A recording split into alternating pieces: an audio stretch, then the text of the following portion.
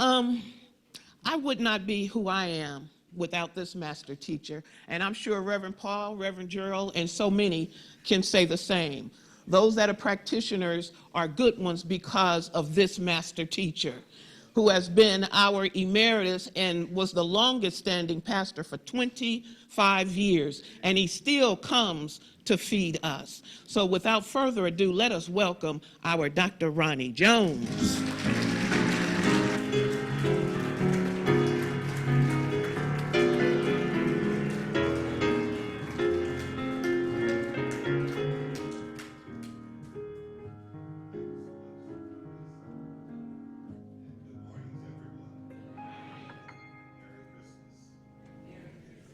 Happy Hanukkah. Happy Kwanzaa. And welcome, Winter Solstice. Today is indeed a great day. We've come to the end of a magnificent year. And to the song that Janetta graced us with today, The Awesomeness of God, imagine that. We've enjoyed that wonderful divine presence throughout this year as it prepares us to enter into the next. And Reverend Lisa gave us a magnificent theme for the month, and you've heard it from all the speakers who preceded me during this month. The Spirit within is our gift. And that is just so awesome in itself to just understand that.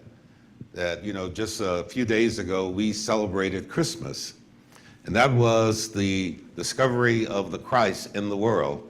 But Christmas should have a greater significance to each of us because it's the time that we discover the Christ within ourselves.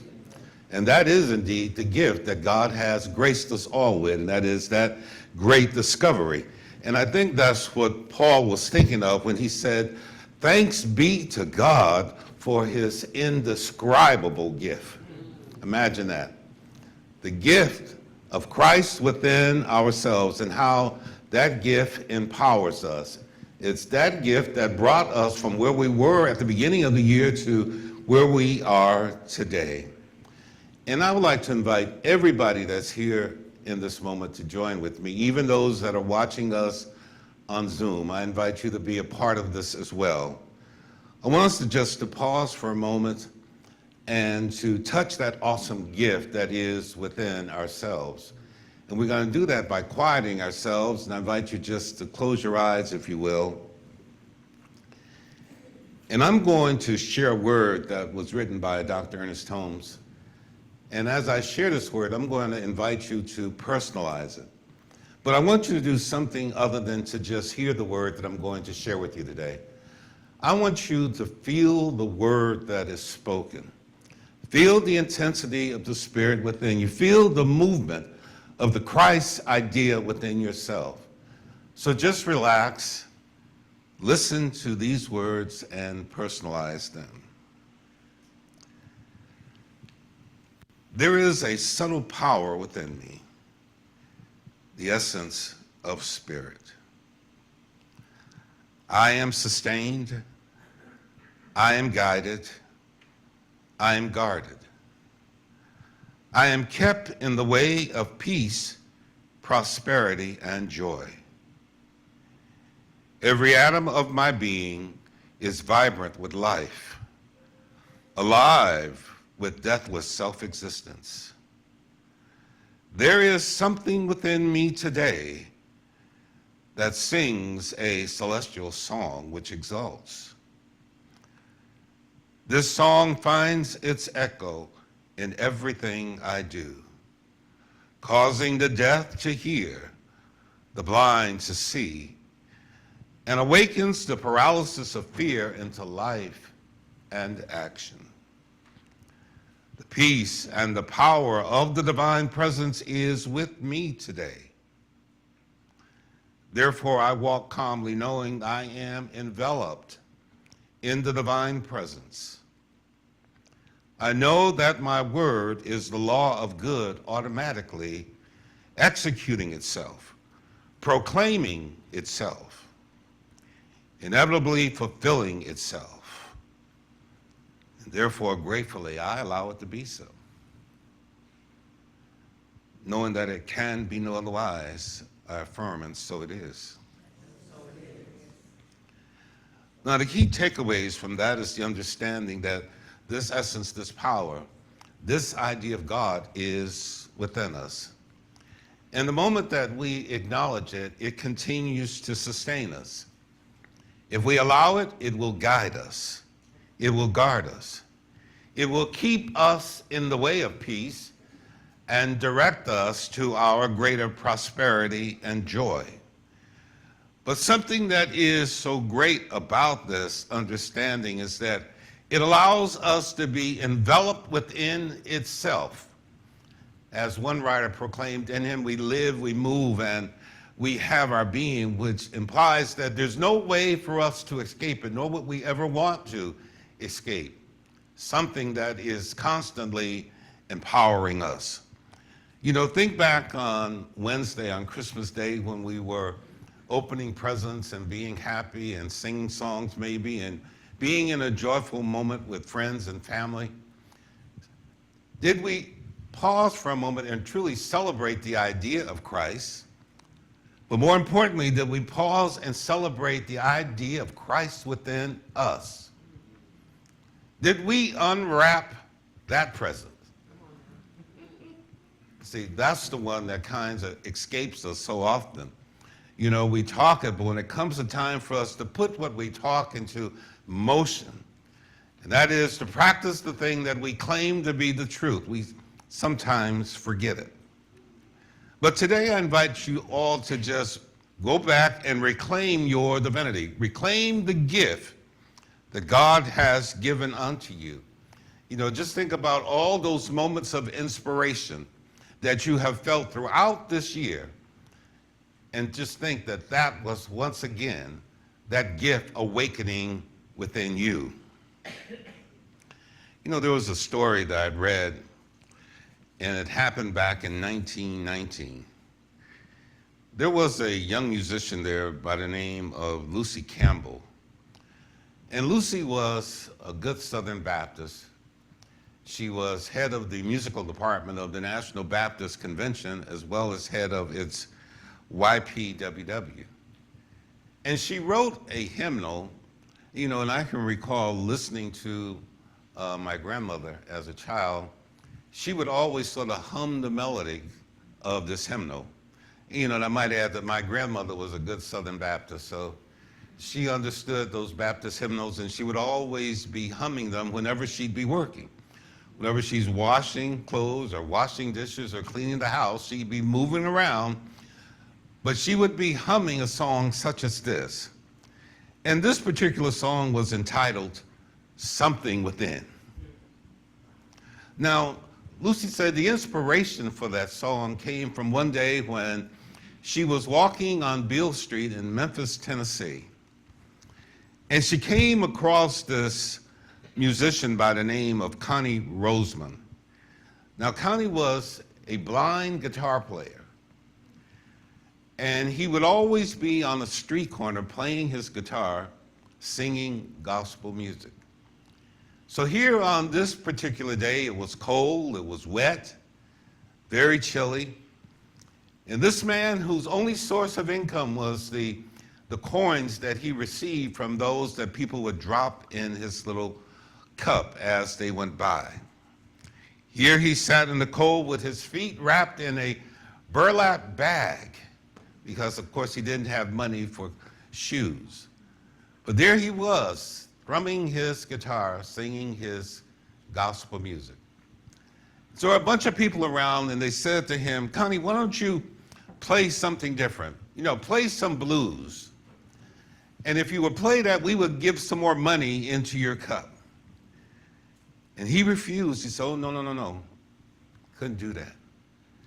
He wouldn't do that because he realized that regardless of how much money someone else would give him, he was inspired by something that was within him. And it was that inspiration that motivated him. It was that inspiration that allowed him to endure the cold. It was that inspiration that had gotten him to the point where he was. So when Lucy returned home, she put pen to paper and she wrote a song. And the melody of that song, I'm sure you may have heard it, it went something like, something within me that holdeth the reins, something within me that banishes the pain, something within me I cannot explain. All I know is that there is something within. Imagine that. That was his inspiration, and that inspiration inspired her. And so she wrote this tune, and she introduced it that year at the National Baptist Convention. But she did one other thing that year when she introduced that song. She introduced a young contralto to sing it by the name of Marian Anderson. And that was her coming out party as well, singing something within.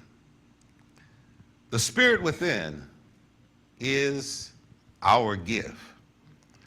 Thanks be to God for his indescribable gift.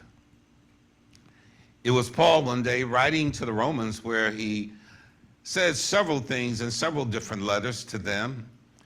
And one, he stated that the same spirit that raised up Jesus from the dead lives in you.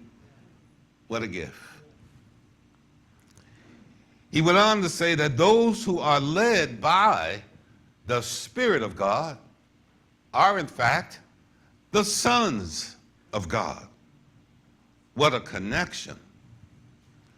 And then he went on to say, let this mind be in you that was also in Christ Jesus. Imagine that. In these three ideas, he's sharing with us the tremendous power that we have. Imagine for a moment, in your own situation, that you have resurrection power, but it is dormant within you.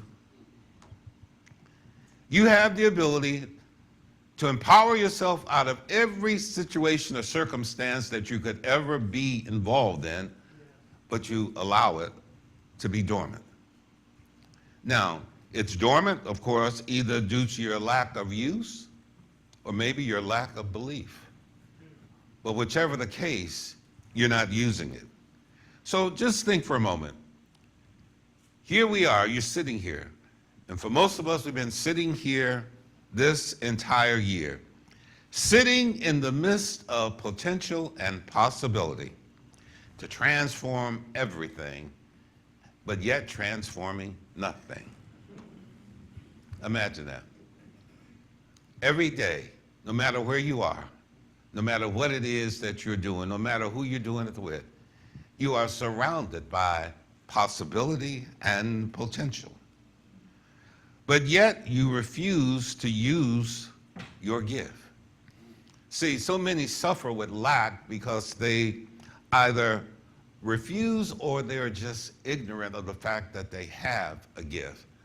And therefore they will allow themselves to just wallow around in difficulty.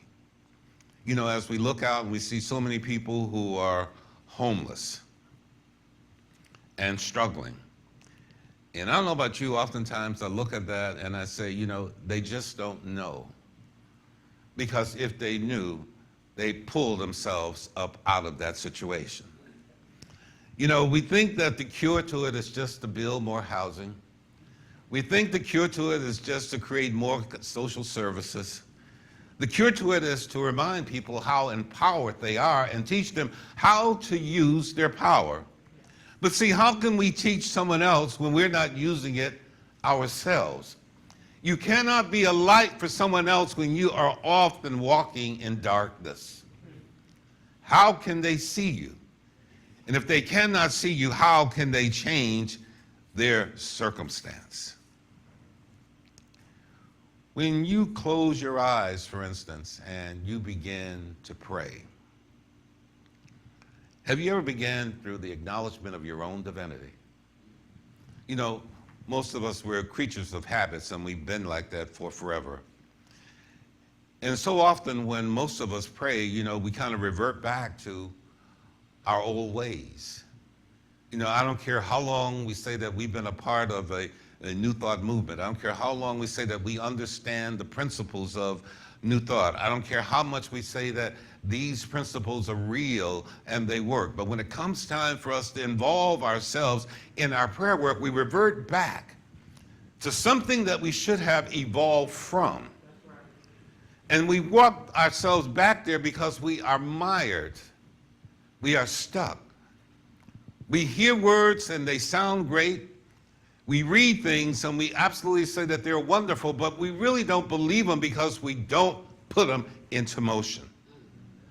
Imagine what would happen if we decided every day that, now I'm going to put things in motion. We're at the end of this year, but we're at the dawn of the next one. So we have an opportunity to shift our thinkings. Imagine this. In the book of Genesis, the writer shares a conversation that went on between Abraham and God. And I want you, as you hear this conversation, I want you to insert yourself in it because you're constantly having the same thing. It's not an audible thing, but it's something that is happening within consciousness. It's something that is happening within the silence of oneself. And in this conversation, the Spirit says to Abraham, listen, I will give to you and all of your descendants after you the land in which you are a stranger. And as far as the eye can see, I will give you the land of Canaan as an everlasting possession. Imagine the enormity of the gift and the awesome opportunity. Now, when we insert ourselves, the Spirit gives us an idea. And this idea is strange to us because it's not something we've ever had before. Even though it's an idea that promotes us to our greatness, help us to achieve the goals that we've set out for ourselves, it's different because it's not something that has ever dawned on us. And we forget now, this idea is just like a seed. It comes self-contained. Everything that is necessary for its unfoldment is within it. But we don't understand that unless we understand our own divinity. We don't understand how to crack it and make it grow unless we understand the gift that God has implanted within us. But here, once again, the Spirit said, listen, as far as you can see, I'm going to give this to you. And I'm going to give it to your descendants because I guess the idea was that you're going to share this with somebody else. You're not going to just keep it to yourself. You're going to share it with your children so they can share it with theirs. You're going to demonstrate something here for your peers.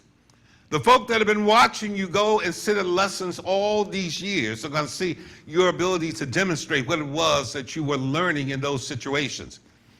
But you only learn something if you are awake and aware, and you allow your belief to be expanded. Sometimes we got to crawl out of our comfort zones. Those places where we've been for so long that we've not done nothing and they haven't caused us to achieve anything. We say we want more, but we're not willing to do more. And all the more we have to do is consciously say to ourselves that I'm open. I'm open to the influx of Spirit. I'm open to this idea that God has given unto me because I know that with that idea, everything necessary for me to achieve it comes with it. But that means that I gotta have some faith to believe that. Now, this is not something anyone else can implant in you. It's something you have to develop yourself. As I was coming in this morning, and I saw a plane that was going overhead, and I thought about this, and I said, you know something? We have more faith in a pilot that's guiding something 35,000 miles above the earth than we have in ourselves. We have more faith in that plane not crashing than we have in God. Because when it comes time for us to put our faith into motion, we forget it even exists. Now, an idea is given to you, something for your greater good. You've been treating, you've been affirming, you've been coming to visioning, you've been doing all of these things, looking for an alternative to what's going on in your life. Then all of a sudden, Spirit implants an idea in consciousness. First of all, you got to believe that you have a right to receive it. Secondly, you should have approached it with an attitude of expectancy. It's like, for what reason do we want to acknowledge being a part of God if not to use the power and the gift that Spirit implants within us? So here, something for your greater good is given unto you, for you to nurture it, to allow it to grow and to become a great opportunity. Well, what happens so often? We retreat from it. Imagine driving past a cemetery and look at so many dreams that have been buried and just think, that could have been me. But we're here today with another opportunity. We're here with another chance. We're here to be true visionaries of our own dreams and allow things to come to pass. But we have to say to ourselves consciously, today I awaken into this awesome potential and possibility that is mine. See, we need to talk to ourselves. And in talking to ourselves, realize that what we are doing is we're not acting crazy. We are affirming the truth into our understanding. And the more we affirm it, the more it's implanted. And the more it's implanted, the stronger we become. See, an idea comes to mind, an opportunity comes to us. We have a dream of some greater good. Pursue it. Allow it to happen. What if you were just to silence yourself sometime and say something like this? The Spirit within is my gift. And I can do all things through Christ. And today, I speak with power, without fear, and call forth the good I desire. Now, that last one is key. I speak with power, without fear. Now, often we won't speak with power because we don't trust it. We don't believe. We are fearful. You know, and I'm not talking about magic, folks. I'm talking about our spirituality. We speak it into existence. It was Job who said, listen, thou shalt decree a thing, and it shall be established unto thee, and light shall shine upon thy ways. Now, what was he saying? He's sharing also the power of your word. Your word, not mine, your word. It is your word that has the power in your circumstance. It is your word that leads you to your greater good. It is your word that brings something from a place that is unseen to a living manifestation of an experience within your own life. It is your word. But the word means nothing unless you come to a place where you understand that your word has power. And when you speak it from a place of belief, speak it from a place of knowing, and speak it from a place of acceptance. If we take a moment and reflect back upon this past year and just think, all the praying, all the visioning, all the affirming that you've been doing this entire year. Now, what has it manifested for you? And I know we've been doing a lot of it, because I've been down here on a few Wednesdays and did it with you. See, but all the affirming and all the praying and all the visioning means nothing unless there's a lot of belief that's involved with that.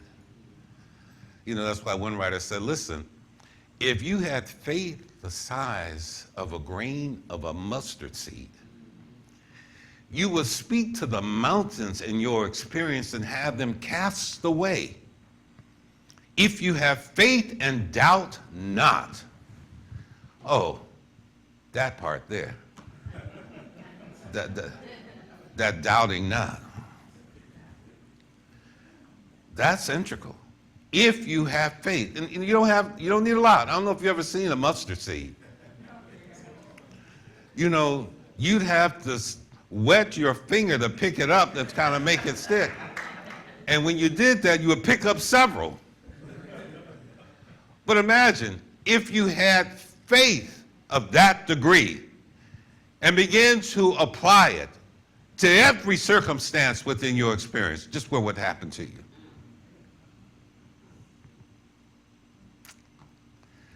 Sometimes we just need to say, help my unbelief. You know, a couple of weeks ago, I was at the spa. I went to the spa for a massage. And, you know, I plan always to get there early so I can go through a routine before I get to the masseuse. So I get there early, take a shower, then go to the jacuzzi and spend some time in there, just relax. And then after I come out of the jacuzzi, then I'm rushing to a steam room. I want to steam. And as I'm steaming, as I'm sitting there, I'm affirming. I'm not just sitting there sweating. I'm affirming that any and all things that are not for my highest good are coming out of me.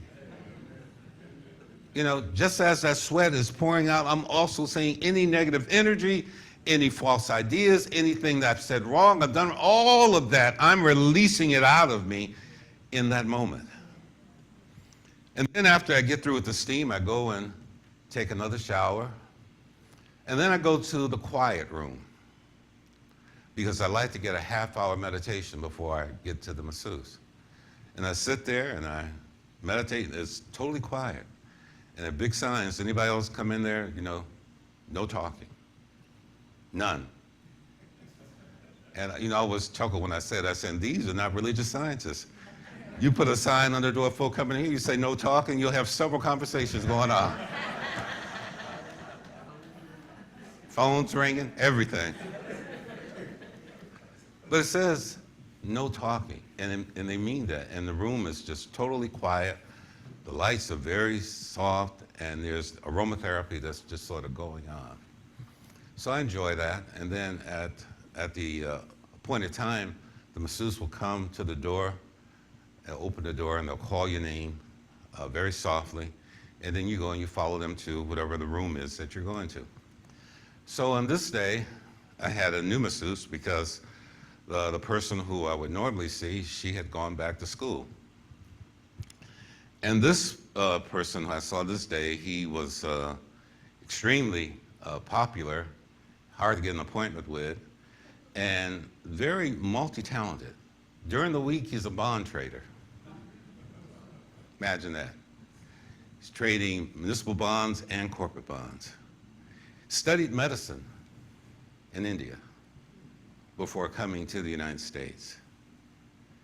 And just a great all-around person. So I'm laying on the table and he begins to put the oils on my back. Then all of a sudden he makes a statement. He says, wow. He says, I know that you paid to have a massage today. He said, but we should be paying you. He said, there's such a tremendous amount of energy that is just coming out of you. It is just overwhelming me. And so he was just sort of taken back by that. So it took him a while before he could really kind of get into his thing. So when he says that, I didn't say anything. I'm laying there quiet, but I'm contemplating a lot of things. And the thing that came to mind was this: the spirit within is our gift. I reflected on the theme for this month. And I just can't get over Paul's statement. Thanks be to God for his indescribable indescribable gift. Imagine that. I want you to have a session with me right now for a moment. I want us to do something. If you have something in your hands, I want you to put it out of your hands. And I want you to take your right hand and place it over your heart. Now, if you did it the first time you put your hand there, you're really good. Because it takes me a minute to find that beat. To know my hand is in the right place. And that's where I want your hand to be, over your heart. And unless you feel it, it's not in the right place, folks. But I want you to place it and close your eyes and just feel that gentle pulsation that's going on within you. Think of something that Job said once again, and he says, it was the Spirit of God that made me, but it was the breath of the Almighty that gives me life. And with your hand over your heart, you're able to feel life in motion within you. Now, the heart is a very important organ. It's necessary, as it is pushing blood through every part of your being, taking the blood from the lungs and sending that oxygenated blood throughout the totality of yourself. Now imagine for a moment feeling that and understanding that purpose and believing that you are anointed of spirit. If you were just to speak your word and say to yourself that divine goodness, healing, renewal, and restoration is going out the totality of your being. Imagine that. Divine restoration going throughout the totality of your being, and you feel it in motion. Now, I want you to do this because next time that you have some sort of physical challenge, and rather than just to center yourself on one part of your body, just imagine for a moment that this energy is going through the totality of your body, from the very crown of one's head to the sole of their feet. Love is moving throughout your being, and you have the opportunity to bless it, and in doing so, bless yourself. So that's what you're doing today. You are blessing yourself. Any difficulty that you've been enduring, you are blessing that right now. And restoration means just that. Restoring you to that place of divine perfection. Restoring you to the image that was in divine mind when you evolved. Restoring you to a place of knowing that right where you are, God is, because you feel the presence and you feel the power taking place within you right now. See, you don't see it happening. However, you can feel it. And that's important. You know, we hear so many words so often. We hear so many prayer treatments so often. We hear so many lectures so often. But do you feel what's being said? The Bible said it is the Spirit that bears witness with our spirit. So whatever it is that you're hearing, whoever it is that's saying it, whether it's you or someone else, there should be something that's going on within you that provides you with a validation that this is spirit in motion within me. You know, Neville Goddard, who is a visionary mystic, he wrote this. He says that the awareness of being is the door through which manifestations of life pass into the world of form. Awareness of being. We need to become aware of our God being. We need to become aware of our God nature. And in that awareness, we become aware of our power.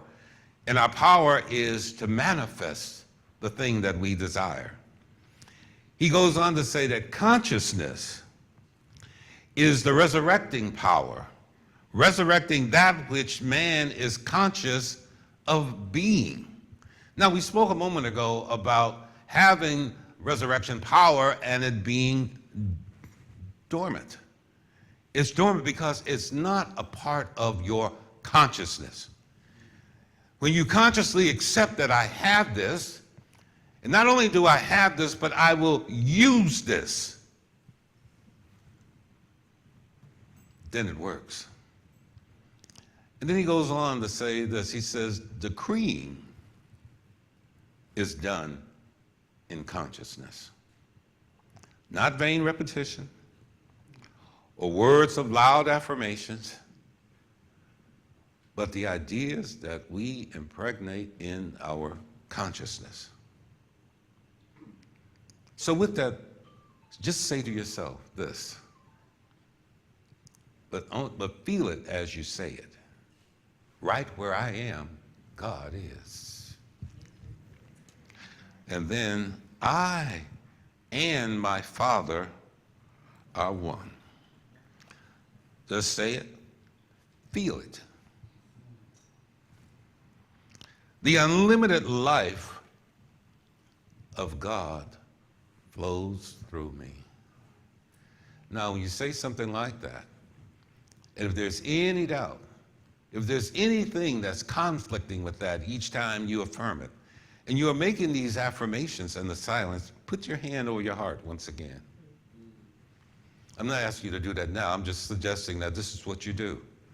You put your hand over your heart once again and feel life in motion within you. Feel the movement of God within yourself. Know that it knows what to do, when to do it, and how to do it. But as we recognize it, we know that it is doing it. And therefore, we leave that experience with some level of expectation that something is happening within me that is blessing me. Dr. Ernest Holmes puts it this way. He says, our spoken word uses an infinite creative power that reacts to our word at the level of our own acceptance and inward realization. See, it's not based on what I say, because I don't control your belief. It's your word.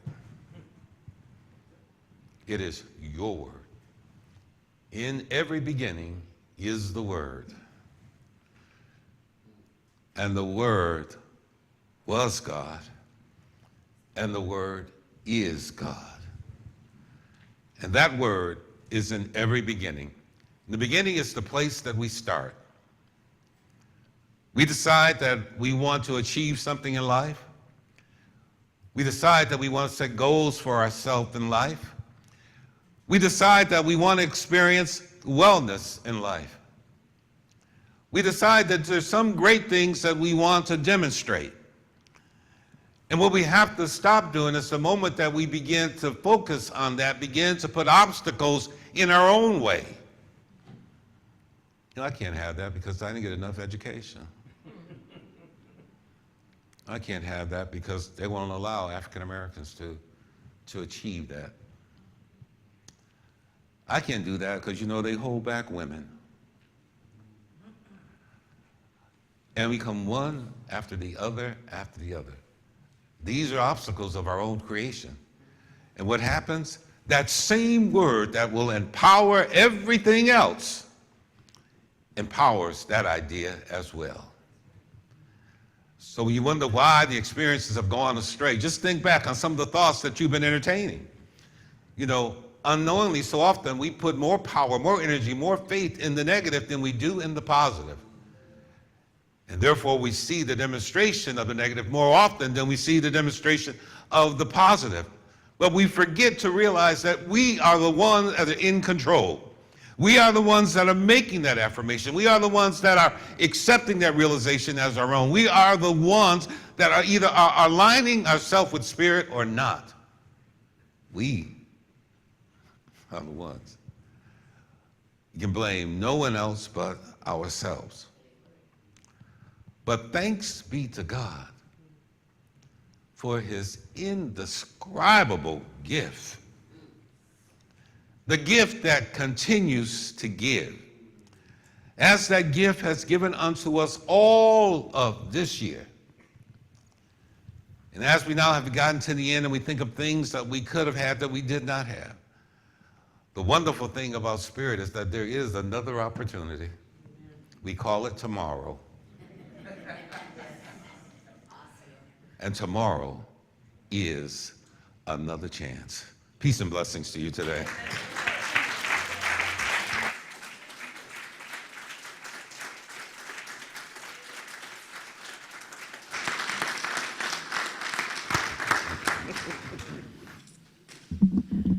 What a powerful end of the year message.